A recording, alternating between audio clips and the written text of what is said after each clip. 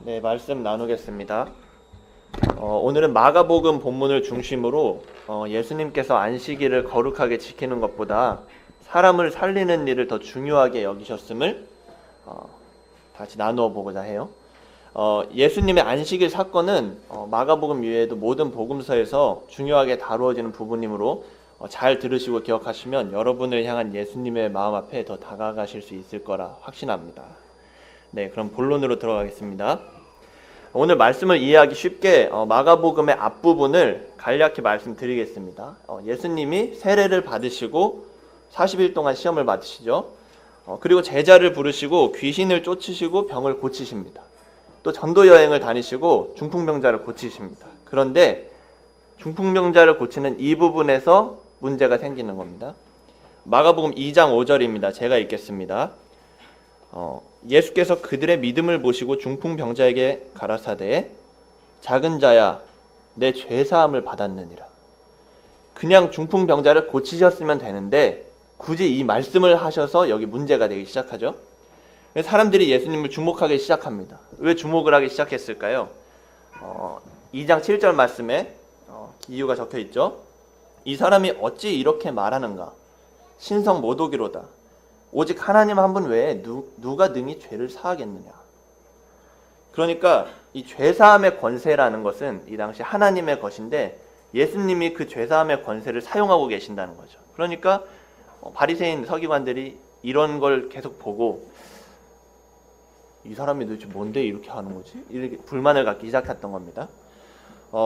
그래서 한마디로 이제 바리새인 그리고 서기관, 그러니까 당시의 종교 지도자들이 예수님을 지금 예의주시하고 있는 상태라는 거죠. 그런데 이 예의주시하고 있는 그 상태에 오늘 본문에서 제자들이 밀 이삭을 갈라먹습니다. 그런데 하필이면 이날이 안식일이었던 거죠.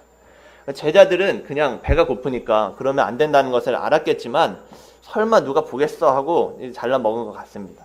근데 바리새인들은 그걸 보고 딱 걸렸다 생각하는 거겠죠.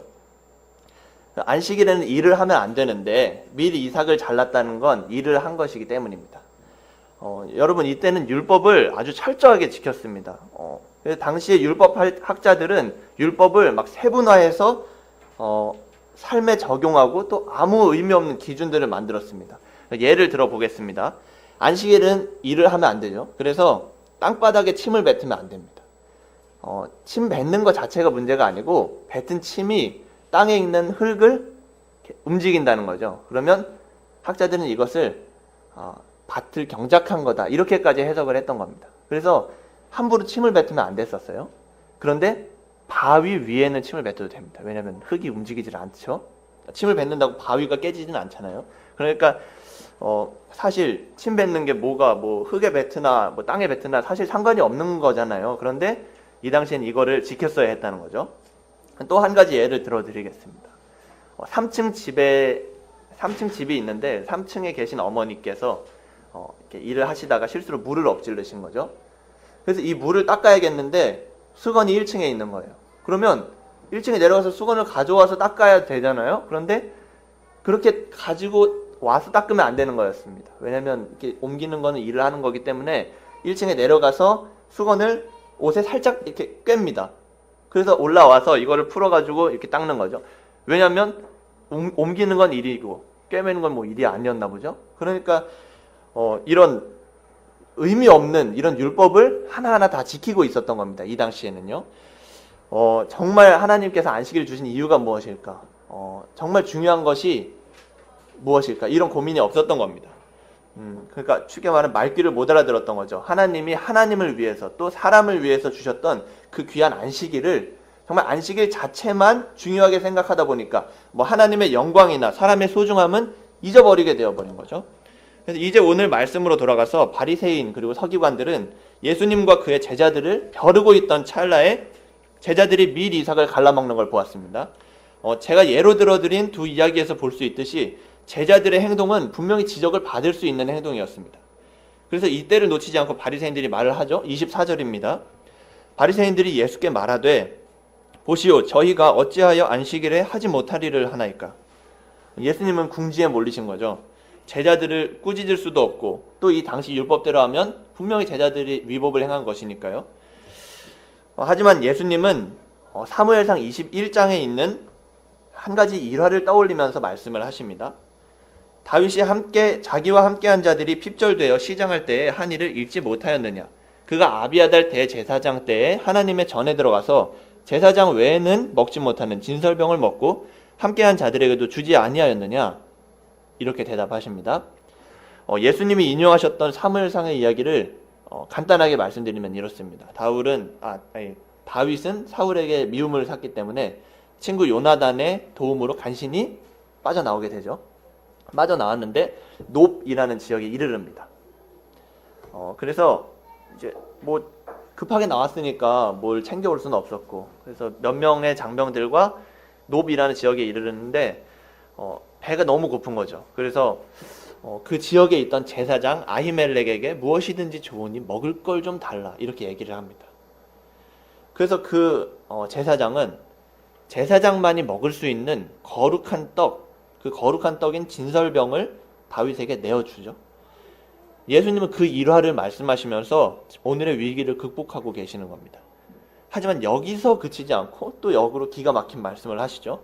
오늘 본문 27절입니다. 안식일이 사람을 위하여 있는 것이요 사람이 안식일을 위해 있는 게 아니다. 그 오늘 본문 다음 내용을 보면 예수님은 회당에 들어가셔서 손 마른 사람을 고쳐주시고 주변에 있는 사람에게 묻습니다. 안식일에 선을 행하는 것, 즉 생명을 살리는 것과 악을 행하는 것, 곧 죽이는 것 중에 무엇이 옳으냐 이렇게 질문을 하세요. 그래서 바리새인들은 이 일로 인하여 정말 이거 도저히 안 되겠다, 예수를 죽여야겠다 이렇게 아예 다짐을 하게 됩니다. 이 안식일 사건 때문에요. 여러분은 어떻게 생각하십니까? 사실 이 구절에는 많은 주석들이 있긴 있습니다. 근데 저는 이 구절에 뭔가 대단한 신학적 의미가 담겨 있다고 생각하지는 않습니다. 그냥 단순하게 생각하면 된다 이렇게 저는 생각해요. 사람을 살리는 게 먼저다 이렇게 예수님은 생각을 하셨던 겁니다. 인간의 존엄성을 파괴하는 종교는 뭔가 대단해 보일지 몰라도 사실 가짜입니다. 사람이 존중받지 못하는 종교는 거짓 종교입니다. 우리들이 가진 신학을 잠깐 벗어나서 생각을 해봤으면 좋겠습니다.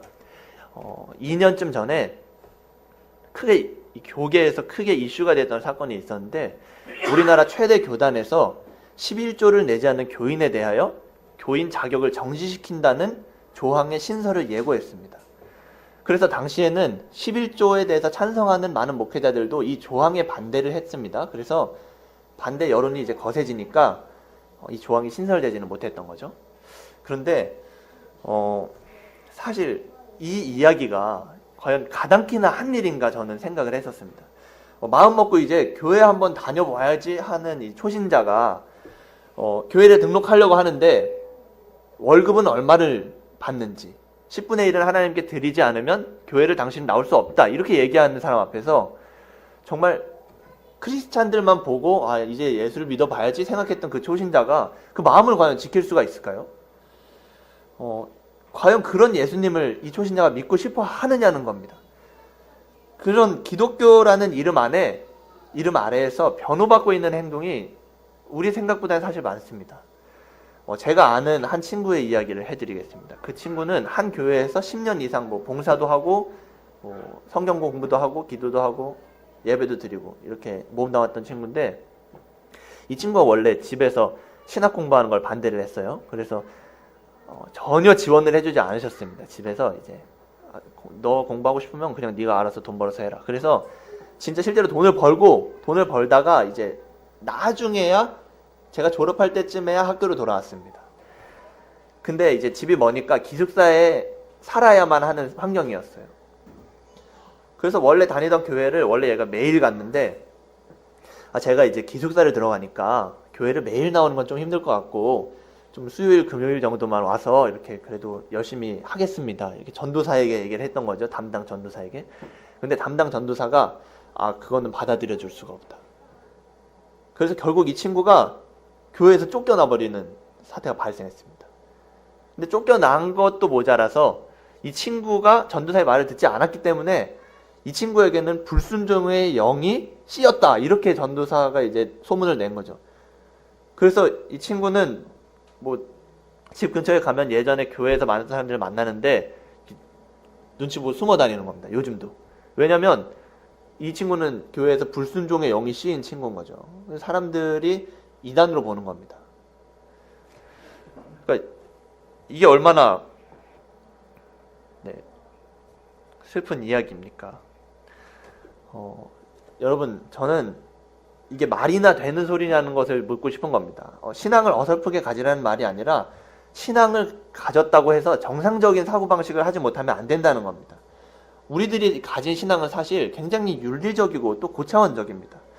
예수님이 그렇게 사셨기 때문인 거죠. 하지만 예수 믿는 사람들이 다 그렇지는 않죠. 오히려 신앙을 가지기 전에는 사람을 소중히 대할 줄 알았는데 이 자기 신앙만 너무 앞세우다 보니까 주변 사람들을 무시하거나 또 하대하는 사람들이 생각보다 많습니다. 하나님의 영광을 위해서 살아간다.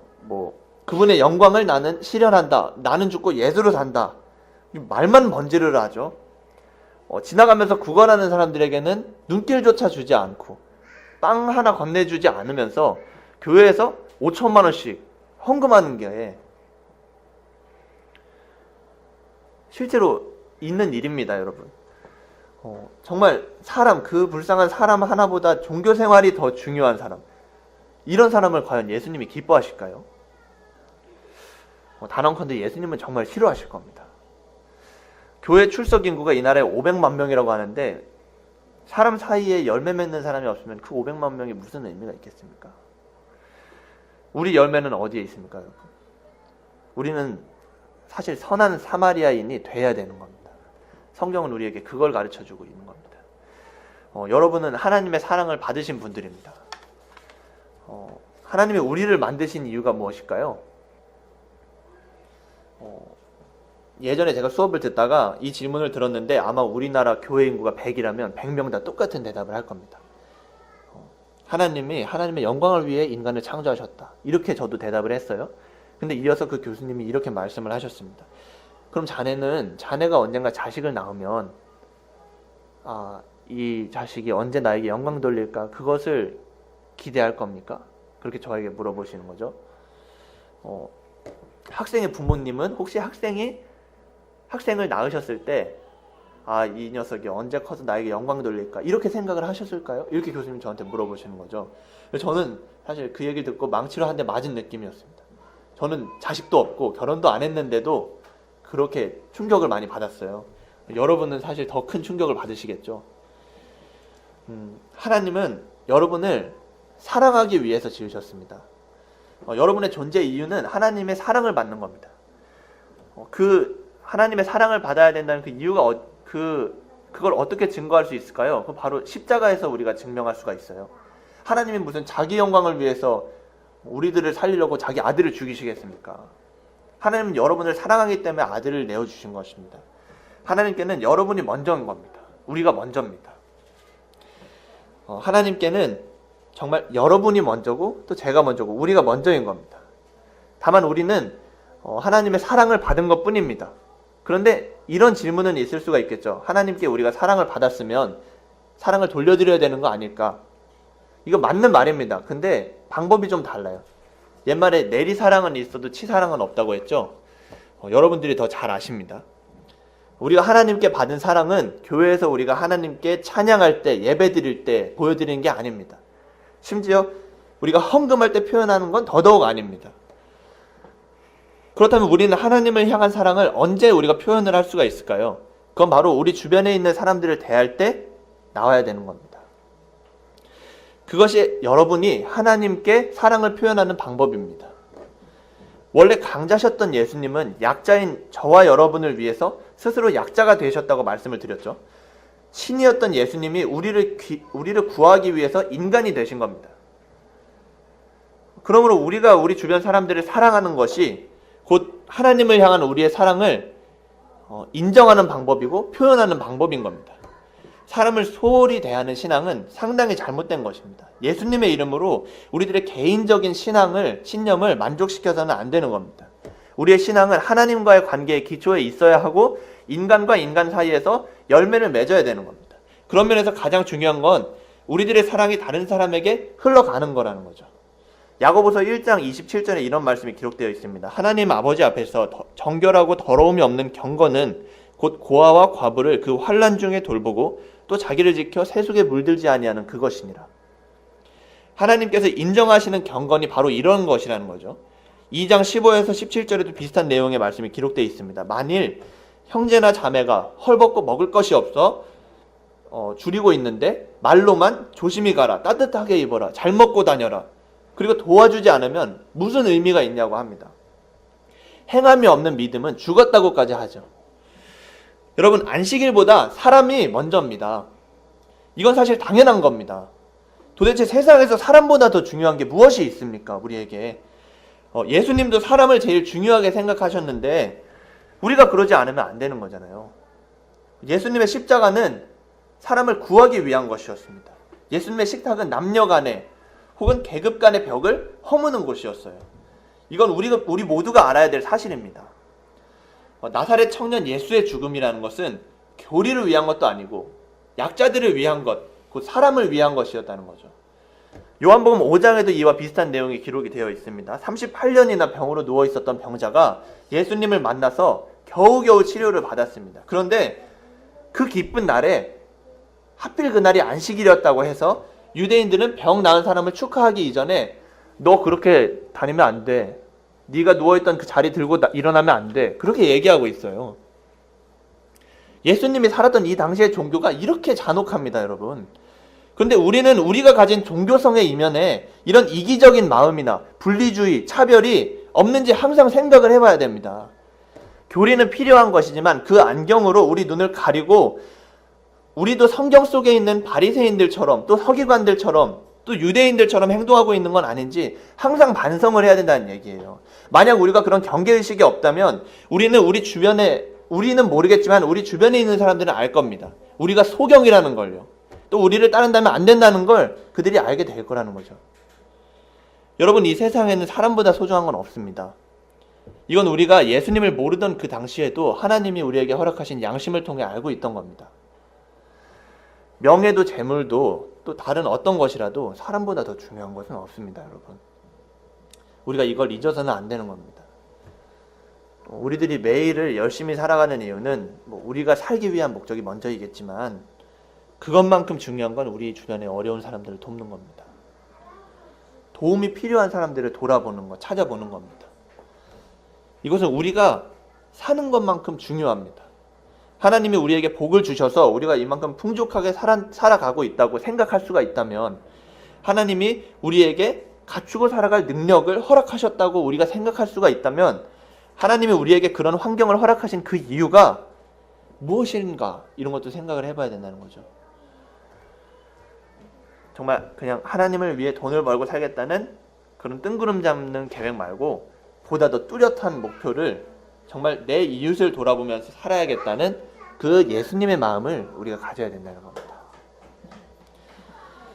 하나님의 나라의 원리는 여기에 있는 겁니다. 돈이 없어도, 자식이 없어도, 사회적으로 지위가 없어도 하나님만으로 우리가 충분하다고 고백할 수 있는 이유는 우리들이 하나님 안에서 형제와 자매를 만났기 때문입니다.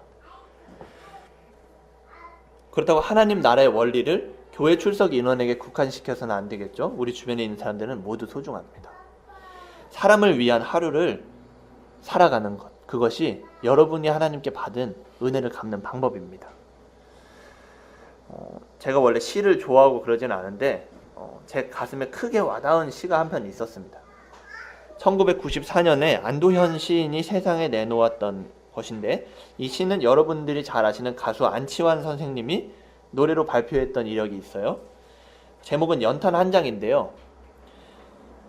이 곡의 가사를 요약하면 이렇습니다. 삶이란 나 아닌 다른 이에게 기꺼이 연탄 한 장이 되는 것. 온몸으로 사랑하고 나면 한 덩이 재로 쓸쓸히 남는 게 두려워 나는 그 누구에게 연탄 한 장도 되질 못했다. 하지만 삶이란 나를 산산이 으깨는 것. 눈 내려 세상에 미끄러운 그 아침에 나 아닌 다른 이가 마음 놓고 걸어갈 그 길을 내 몸을 부숴서 만들고 싶다. 이런 제목이에요. 이런 내용입니다. 이 노래는 연탄 한 장보다 못한 우리의 삶, 그리고 연탄 한 장이 보여주는 그 희생의 삶을 대비하면서 추운 겨울에 따뜻한 사랑을 역설적으로 표현하고 있습니다. 이것이 바로 예수 믿는 자들의 삶입니다. 네, 결론입니다. 오늘 본문에서 우리는 주변 종교인들의 위협에도 불구하고 끊임없이 사람을 고치시는 그 예수님의 모습을 보았습니다. 바리새인들과 서기관의 율법이 생명이 없었을 뿐이지 틀리지는 않았었습니다. 하지만 예수님은 본인의 소신에 따라서 율법을 과감히 어기셨습니다. 왜냐하면 그곳에 하나님의 뜻이 있었기 때문입니다. 우리들도 예수님이 가지셨던 그 양심을 동일하게 가지고 있음을 압니다. 우리는 우리 주변의 이웃들을 위해서 하나님이 오늘도 살려주신 것입니다. 우리는 이미 충분한 사랑을 받았습니다. 이제 우리가 사랑할 때입니다. 여러분의 사랑을 흘려보내십시오. 하나님의 사랑이 다시 흘러서 여러분의 자녀들에게 또 우리의 후손들에게 전해질 것입니다. 그렇게 하나님은 그분의 나라를 수천 년 동안 이루어 오셨습니다. 이 시대를 살아가는 우리들이 하나님 나라 역사의 한 조각을 그렇게 이룰 수 있기를 예수님의 이름에 기대어 부탁드립니다.